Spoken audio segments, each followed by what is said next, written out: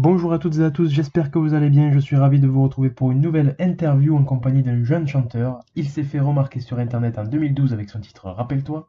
Rappelle-toi de tout si je t'aime. Rappelle-toi de cette nuit près de moi. Nous nous oublions nos peines.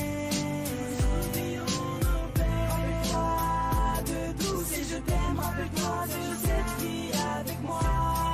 Nous conjuguions nos rêves. Nous conjuguions nos rêves. En 2015, son nouveau clip Dealer était à la disposition des internautes avant la sortie de son deuxième album. C'est celui qui veut m'arrêter, sa mère l'a pas fait naître. J'oublie la rue, je vais danser, j'ai vu des trucs de fou sous ma fenêtre. Dealer, dealer, dealer, dealer, dealer, dealer.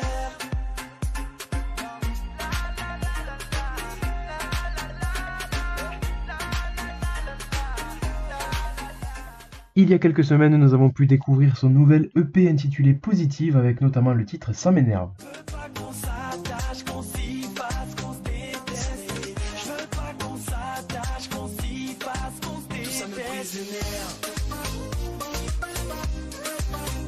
Ça m'énerve.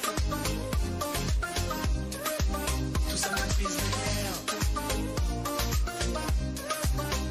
Ça m'énerve. Comme vous l'avez compris, MA2X est avec moi. Salut Max, pour commencer, question basique, comment vas-tu? Bah ça va super bien et toi? C'est un grand plaisir d'être là. Ça va très très bien aussi, merci beaucoup à toi. Pas de problème. Avant d'aborder de nombreux sujets, peux-tu un peu nous raconter d'où tu viens pour les personnes qui écouteront cette interview mais qui ne te connaissent pas encore forcément? Alors moi c'est Maxence, j'ai 22 ans, je fais de la musique depuis exactement 6 ans. Je me suis lancé sur YouTube, j'ai lancé 2 clips à l'époque et ça avait fait énormément de buzz, inattendu d'ailleurs.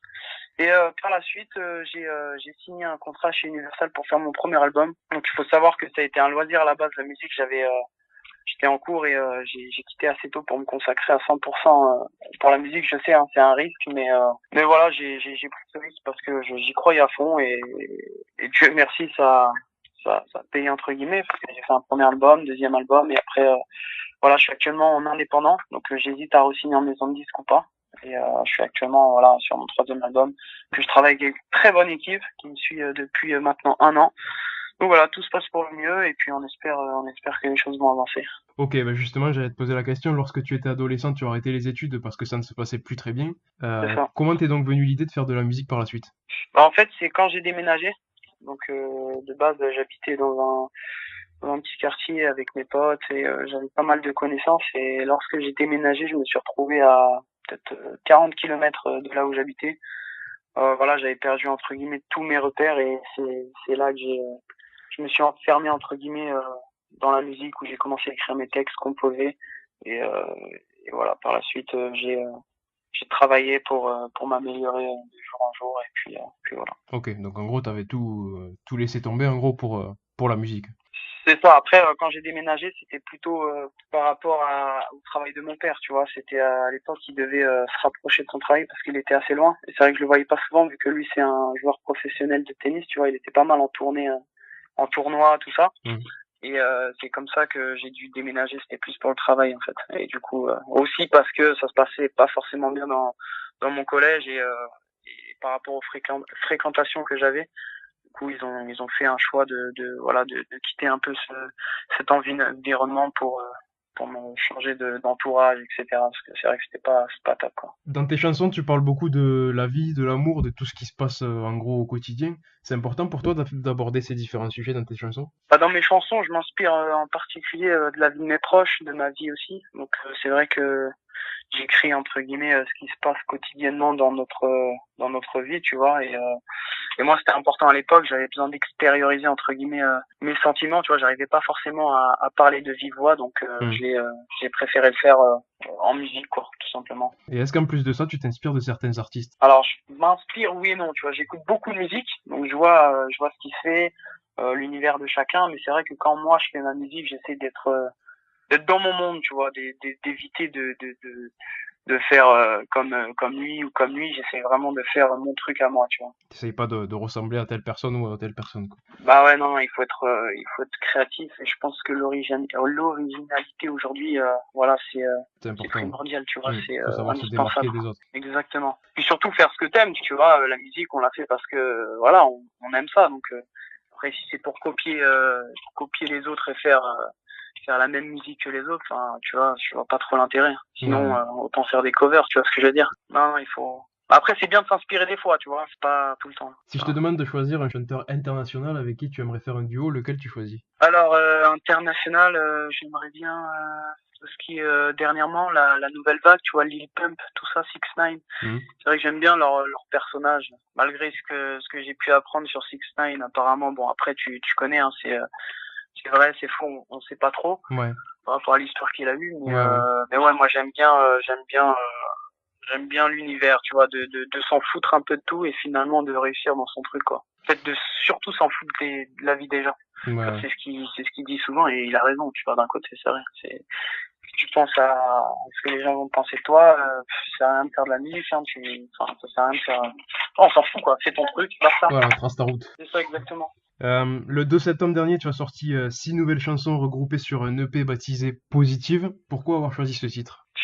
Parce que je trouvais que c'était des musiques qui correspondaient bien à ce moment. Tu vois, c'était j'avais fait un EP assez joyeux dans la globalité en termes de production, tu vois, par rapport au prod. Ça faisait assez summer, voilà, tu vois, profiter de la vie, quoi. Donc, Positive, il était parfait pour ce côté-là, tu vois, des ondes positives, des choses comme ça, tu vois, c'était cool. Et en plus, c'est un peu anglais, vu que j'ai de la famille un peu, j'ai de la famille du côté de mon père, c'est de la famille anglaise, donc voilà, tu vois, j'ai voulu faire un petit mélange de tout, quoi. Et du coup, dans ce nouveau projet, on peut entendre les titres Ça m'énerve et Cassé aussi. Ouais, c'est ça. Peux-tu nous raconter les histoires de ces deux chansons?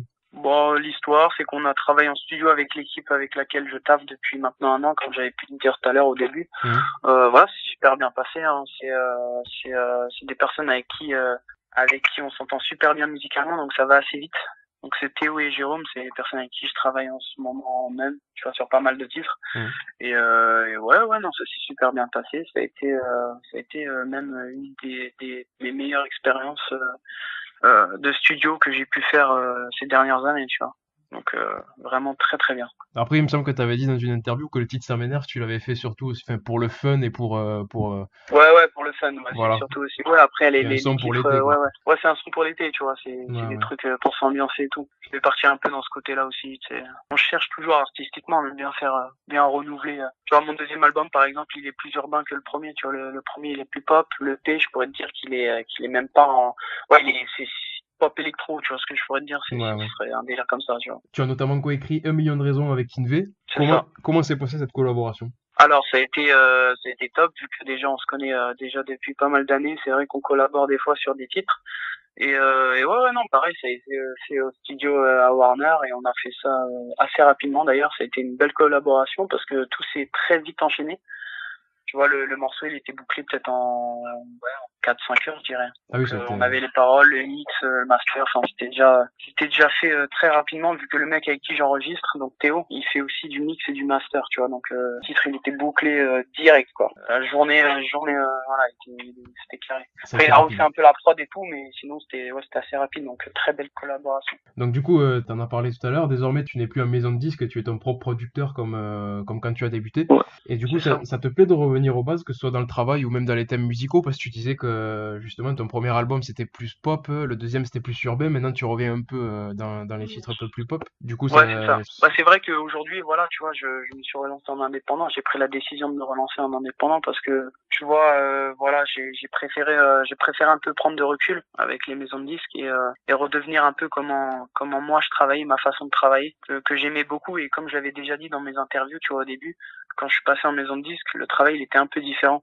Et voilà, donc tout simplement, j'ai préféré reprendre mes contrats pour avoir libre de faire ce que je veux entre guillemets, tu vois. Et si dans les prochains jours on te propose de faire un album dans un nouveau label avec une nouvelle équipe, est-ce que tu prendrais le temps d'en discuter ou tu veux vraiment rester indépendant pour le moment? Ouais, faudrait en discuter, tu vois, c'est fort probable pardon que prochainement, tu vois, je re-signe, mais je réfléchis encore. Tu vois. Okay. C'est vrai que je prends plus de recul comme à l'époque, j'ai pu signer assez rapidement. Là, je préfère prendre mon temps. Bah maintenant, on va parler de ton livre rapidement. Donc ton livre L'envers du décor est disponible à la vente depuis un peu plus d'un mois maintenant. On peut y lire ce que tu as vécu récemment dans ta vie. Est-ce que c'était important pour toi d'expliquer ces histoires aux nombreuses personnes qui te suivent? Et ouais, c'était très important pour moi parce que les gens qui me suivent, la communauté qui me suivent, ne savent pas forcément ce qui se passe au quotidien, tu vois, dans notre vie. Et c'était pour moi une espèce de thérapie de pouvoir leur expliquer et passer à autre chose, tu vois, aller de l'avant. Donc pour moi, c'était important et comme j'ai pu le dire aussi,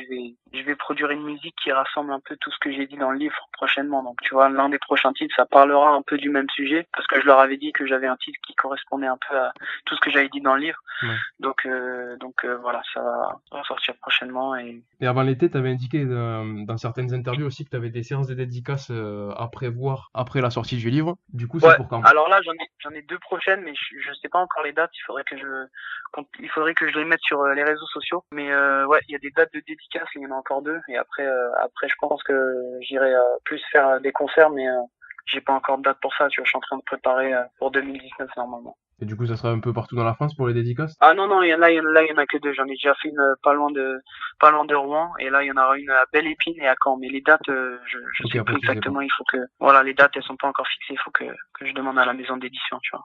Pour terminer cette interview, as-tu un message à laisser à tes fans? Bah, grand merci à tous ceux qui me soutiennent depuis toutes ces années. Là, on va arriver avec de nouveaux singles, de nouveaux projets. J'espère que ça va vous plaire. Merci à toutes les personnes aussi qui ont pu écouter cette interview et apprendre davantage sur ma vie.